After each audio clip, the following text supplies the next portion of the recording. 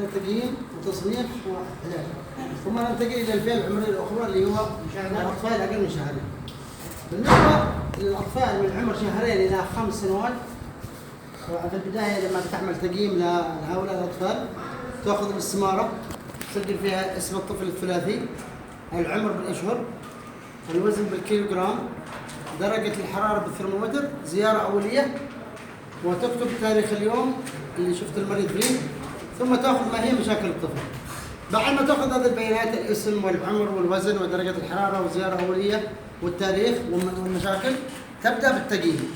اول نقطه في التقييم بالنسبه للاطفال من عمر شهرين الى 5 سنوات، اول نقطه في التقييم اللي هو البحث عن علامات الخطوره العامه. البحث عن علامات الخطوره العامه. كيف نبحث عن علامات الخطوره العامه؟ نبحث عن علامات الخطوره العامه عن طريق الاسئله والنظر. نسأل الأم أو راعي المريض 3 أسئلة وننظر إلى نقطتين. نسأل: هل يستطيع الطفل أن يشرب ويرضع؟ إذا كان الطفل لا يستطيع أن يشرب ويرضع، أي لا يستطيع أن يبلع، يعتبر هذا عنده علامة خطورة عامة، تصنيفه مرض شديد جدا يحتاج إلى تحويل فوري. إذا كان عنده هذه العلامة نعمل دائرة عليها في الاستمارة. ثم نسأل السؤال الثاني: هل يتقيأ الطفل كل شيء؟ إذا كان يتقيأ الطفل كل شيء، هذه علامة من علامات الخطورة العامة، التصنيف مرض شديد جدا يحتاج إلى تحويل فوري. السؤال الثالث اللي نسأل الأم: هل يعاني الطفل من تشنجات في المرض الحالي؟ إذا كان يعاني من تشنجات في المرض الحالي، هذه تعتبر علامة من علامات الخطورة العامة، التصنيف مرض شديد جدا يحتاج إلى تحويل فوري. هذه 3 الأسئلة سألتها، ثم تنظر إلى نقطتين. النقطة الأولى تنظر هل هو خامل أو فاقد الوعي، والنقطة الثانية تنظر هل يتشنج الآن. إذا وجدت أي علامة من علامات هذه في الاستمارة نعمل دائرة عليها ونصنف مرض شديد جدا. إذا ما عنده أي علامة من علامات الخطورة العامة، كان الطفل يستطيع أن يشرب ويرضع، لا يتقيأ كل شيء، لا يعاني من تشنجات، ليس بخامل او فاقد الوعي، ولا يتشنج الان، ايش بتسجل في الاستماره؟ بتعمل صح عند لا، يعني ما في عنده علامه خطوره عامه. وبالنسبه لمربع التصنيف بتتركه ايش؟ فاضي. بالنسبه لمربع التصنيف اذا ما عنده اي علامه من علامات الخطوره العامه بتترك مربع التصنيف فاضي.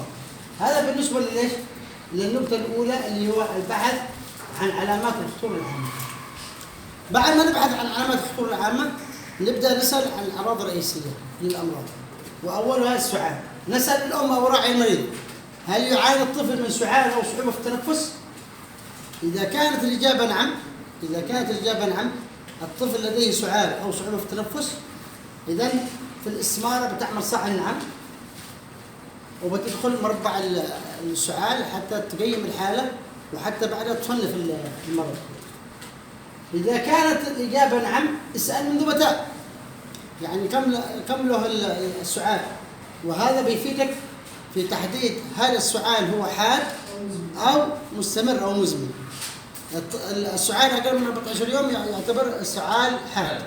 إذا كان الطفل لديه سعال مستمر 14 يوم أو أكثر، هذا مستمر أو مزمن. وهذا بيتبادر في ذهنك إذا كان عنده سعال، إذا كان عنده سعال مستمر بيتبادر في ذهنك إنه قد يكون عند الطفل هذا قد يكون عنده إيش؟ TB تيوبركلوسيس أو تيوبركلوسيس اللي هو السل، أو بالكف اللي هو السعال فيكي، أو قلنا يا أما أو الربو. تمام، أو الربو. واحد من هذا قد يكون هو السبب ذلك. وهذا الطفل اللي عنده سعال مستمر يحتاج إلى تحويل، بس يحتاج إلى تحويل يسمونه تحويل غير فوري، لأنه ما عنده علامة من علامات المربع الأحمر، فنحوله تحويل غير فوري. بعد ما نسأل منذ متى ننظر ونستمع. احسب التنفس في الدقيقة الواحدة باستخدام التايمر، وحدد هل هو سريع ولا غير سريع. متى يكون التنفس سريع في الأطفال من عمر شهرين إلى 5 سنوات؟ عندنا قانون، تذكر إذا كان عمر الطفل من شهرين إلى أقل من 12 شهر فإن التنفس السريع هو 50 نفس في الدقيقة أو أكثر. إذا كان عمر الطفل من 12 شهر إلى 5 سنوات فإن التنفس السريع هو 40 نفس في الدقيقة أو أكثر، هذا قانون. بعد ما تحسب التنفس وتحدد هل هو سريع ولا سريع ولا غير سريع. إذا كان سريع بالاستمارة بتعمل دائرة على تنفس سريع، ثم بعد ما تحسب التنفس تنظر انسحاب الصدر للداخل. ومشان نقول ان الطفل هذا عنده انسحاب الصدر للداخل في له شروط، مشان نقول هذا عنده انسحاب صدر. ما هي شروط انسحاب الصدر؟ ان يكون الطفل هادئ لا يبكي ولا يرضع، ان يكون الانسحاب اسفل الصدر، ان يكون اثناء الشهيق، وان يكون مستمر مع كل شهيق. اذا توفرت هذه الشروط في هذه العلامه نقول الطفل هذا عنده انسحاب الصدر للداخل. نعيدها مرة ثانية. شروط انسحاب الصدر مشان نقول ان هذا الطفل عنده انسحاب صدر. الشرط الأول أن يكون الطفل هادئ لا يبكي ولا يرضع، أن يكون الانسحاب أسفل الصدر، أن يكون أثناء الشهيق، وأن يكون مستمر مع كل شهيق. بعد إذا كان عنده العلامة هذه نعمل دائرة عليها. إذا ما فيش عنده انسحاب صدر ما نعمل شيء دائرة. ثم تنظر وتستمع للصرير. ثم تنظر وتستمع للصرير. ما هو تعريف الصرير؟ الصرير هو صوت خشن أثناء الشهيق. هو صوت خشن أثناء الشهيق. ثم تنظر وتستمع للأزيز. الأزيز صوت موسيقي ناعم أثناء الزفير. وبعد هذا الآن عملنا تقييم. بعد ما نعمل تقييم نعمل تصنيف. على ضوء التقييم نتعمل تصنيف. إذا كان الطفل لديه أي علامة من علامات الخطورة العامة أو صرير في طفل هادئ، التصنيف التهاب رئوي شديد أو مرض شديد جدا. إذن علامات التهاب الرئوي الشديد أو المرض الشديد جدا يا إما سعال أو صعوبة في التنفس مع أي علامة من علامات الخطورة العامة أو صرير في الطفل هادئ. إذا وجدت واحد من العلامتين هذه نصنف التهاب رئوي شديد أو مرض شديد جدا. إذا ما فيش عنده أي علامة عامة الخطورة العامة ولا صرير، نشوف هل عنده انسحاب صدر للداخل أو سرعة تنفس.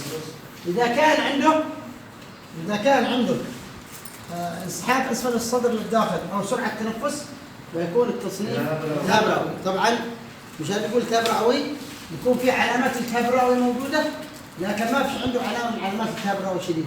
يعني عنده سرعة تنفس أو انسحاب صدر لكن ليس لديه لا علامة خطورة عامة ولا صرير.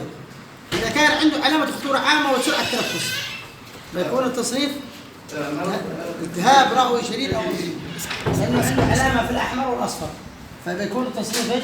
في الأحمر. إذا ما فيش عنده علامة من علامات لا التهاب الرئوي الشديد ولا التهاب الرئوي بيكون التصنيف لا يوجد التهاب رئوي سعال أو نزف. يعني طفل عنده سعال ليس لديه علامة خطورة عامة، ليس لديه صرير، ليس لديه انسحاب صدر، ليس لديه سرعة تنفس. الأربع نقاط كل هذه ماشيين. إذا بيكون التصنيف لا يوجد التهاب رئوي سعال أو نزلة ايش؟ برد.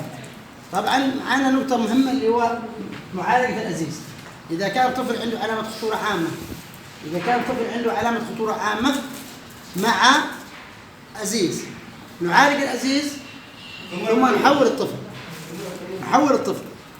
إذا كان الطفل عنده أزيز وصرير نعالج الأزيز ونعطيه علاجات ما قبل التحويل للتصنيف الشديد ونحوله. إذا كان الطفل عنده أزيز مع سرعة تنفس أو انسحاب صدر نعالج الأزيز ثم يتم تقييم الحالة بعد مرور 30 دقيقة. إذا استمر انسحاب الصدر أو سرعة التنفس التصنيف التهاب رئوي لا يحتاج إلى تحويل، وإنما يحتاج إلى مضاد حيوي أو مكسسين إضافة إلى علاج الأزيز اللي هو السلبوتامول الشرعي. إذا كان اختفاء سرعة التنفس واختفاء انسحاب الصدر هذا بيكون لا يوجد التهاب رئوي سعال أو نزلة ايش؟